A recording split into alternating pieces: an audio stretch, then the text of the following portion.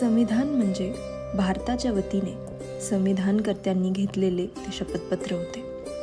हे शपथपत्र होते मानवी मूल्यांसाठी, नेहरूजींनी सांगितलेल्या नियतीच्या करारासाठी, गांधींच्या वैष्णव जनतोतेने कहिये म्हणणाऱ्या भारतासाठी, बाबासाहेबांच्या समाजासाठी, चेतना चिंतामणीच्या भावाचा रस्ता सांगणाऱ्या ज्ञानोबांसाठी, बुद्धाच्या पिंपळासाठी, माणसातला ईश्वर जागवणाऱ्या गुरु नानकांसाठी, तुकोबांची गाथा तारणाऱ्या इंद्रायणीसाठी, मौलाना आझादांच्या गंगा जमनी तहजीब सांगत शिक्षणाची कास धरणाऱ्या इंद्रधनुषी भारतासाठी.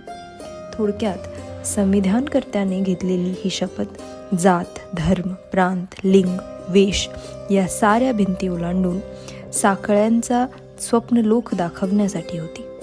आपल्या सर्वांच्या वतीने घेतलेल्या या शपथपत्राची आठवण करून देण्याचा हा छोटासा प्रयत्न.